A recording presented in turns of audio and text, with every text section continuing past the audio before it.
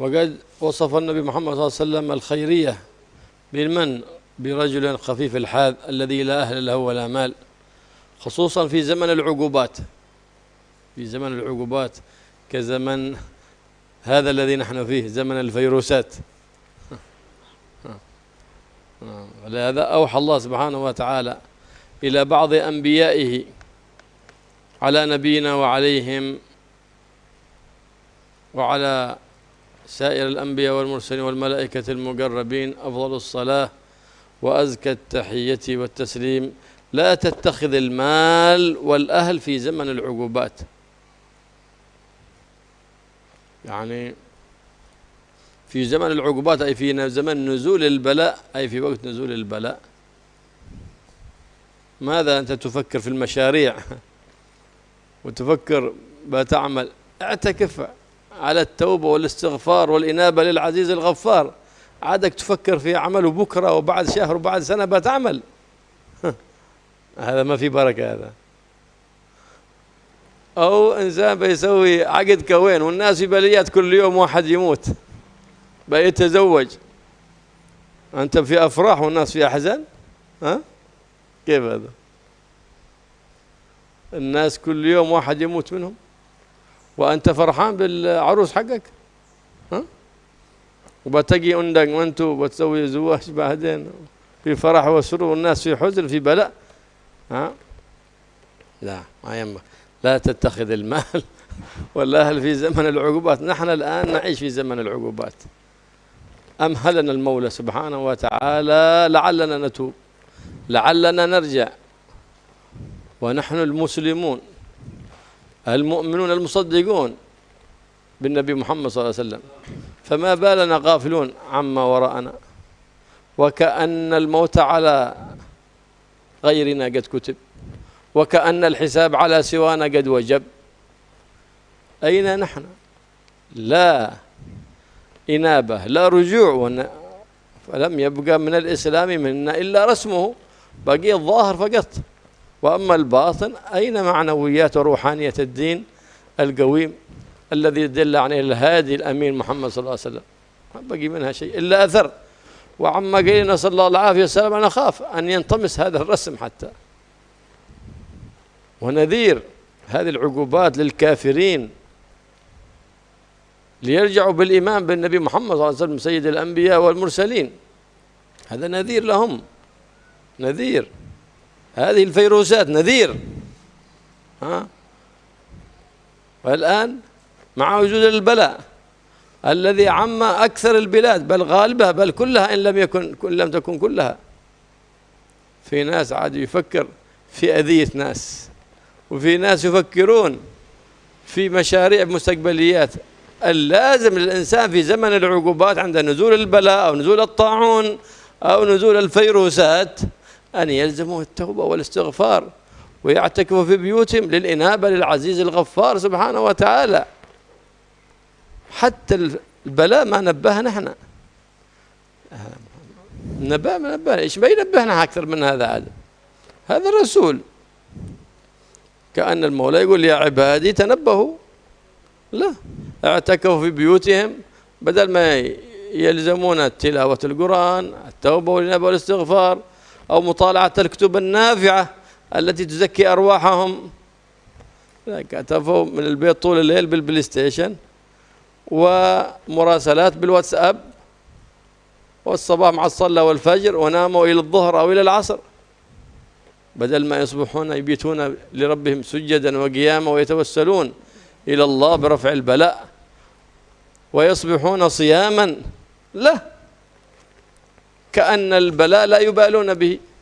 وليس هذا من الإيمان، هذا من قلة الإيمان، عدم الاكتراث لهذا، لأن الإيمان أن تتقر وتعتبر.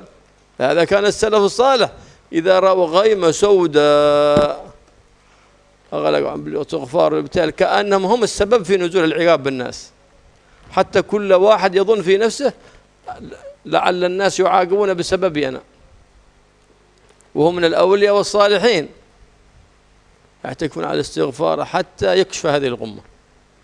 هكذا سيرة السلف الصالح. لكن اليوم لا، نزل البلاء ولم نتعلم أي عبرة ولا أي درس ولا أي موعظة من هذا البلاء. البلاء نسأل الله أن يكشفه وينكشف إن شاء الله، لكن أهم شيء ينكشف وقد تعلمنا الدرس واعتبرنا وادكرنا.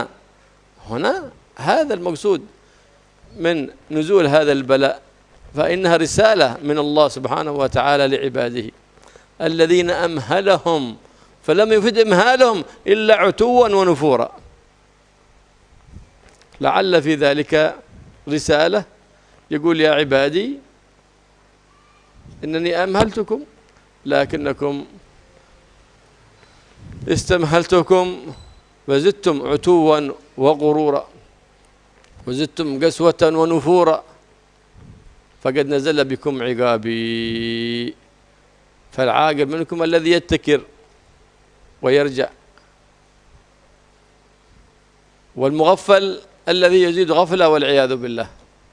الله يردنا عليه مردا جميلا، مردا بالجميل لا مردا بالصميل، فإن لا طاقة لنا بالصميل، بل نسأل سبحانه وتعالى أن يجعلنا واعظا من باطننا فنرجع إلى رضا ربنا ونرجع إلى اتباع نبينا محمد صلى الله عليه وآله وسلم.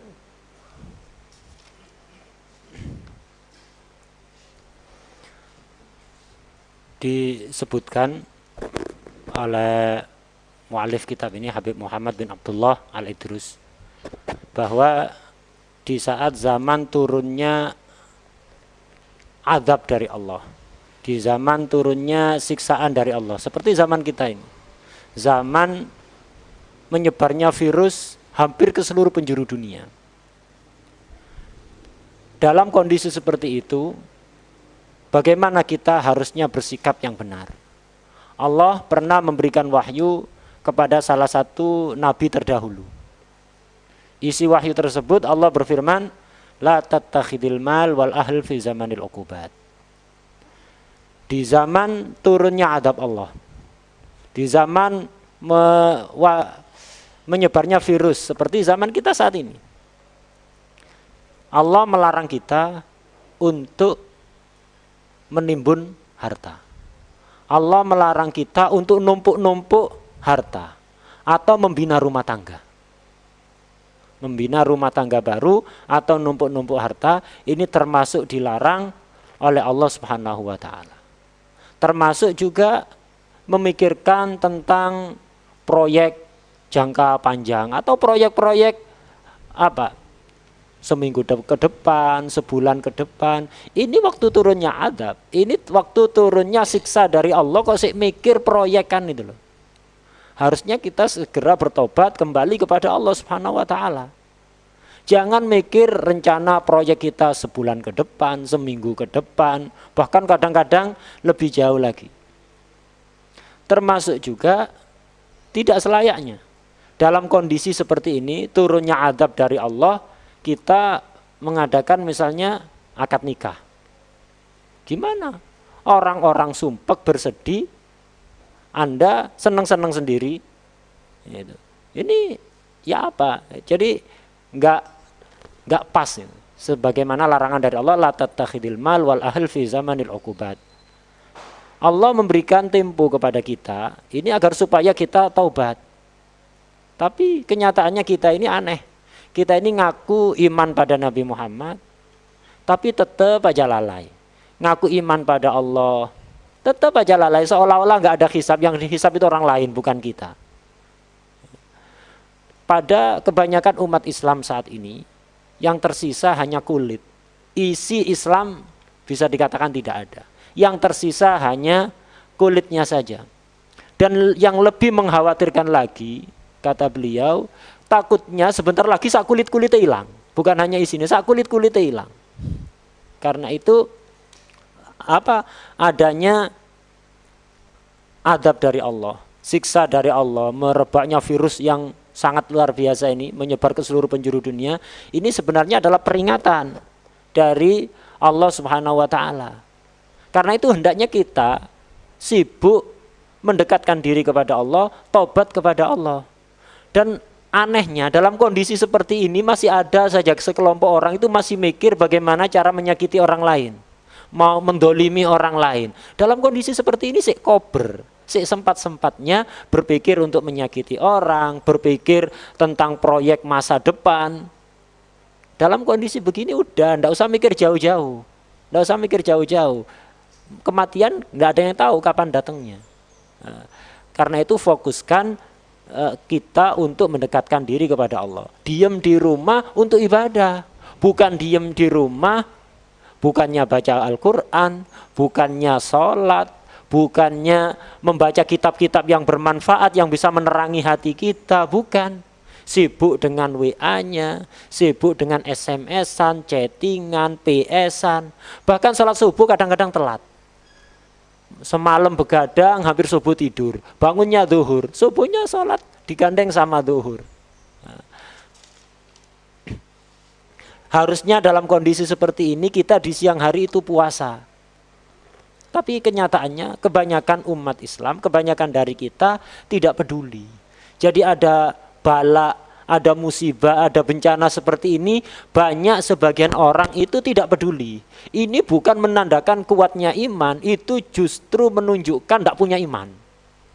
Orang dikasih bala, dikasih musibah, dikasih siksa, ini peringatan dari Allah biar kita kembali mendekat kepadanya, biar kita nggak lalai, biar kita ingat pada Allah. Enggak, banyak yang nggak peduli, masa bodoh.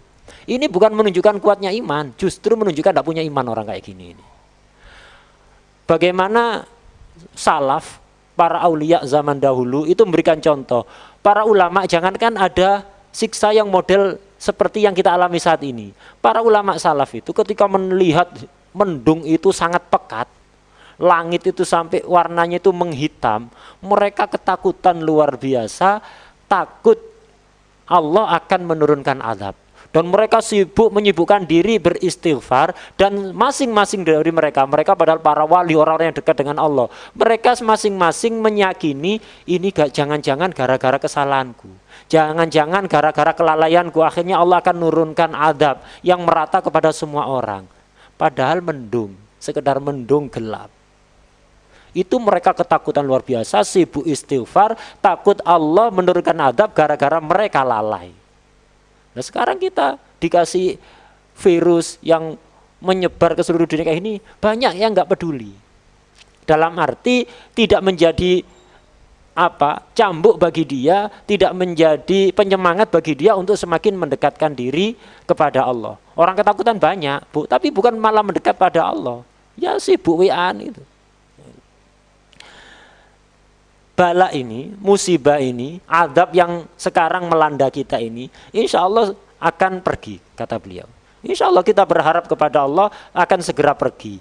Tapi jangan hanya begitu, kita harus bisa mengambil pelajaran. Apa pelajaran yang bisa kita ambil?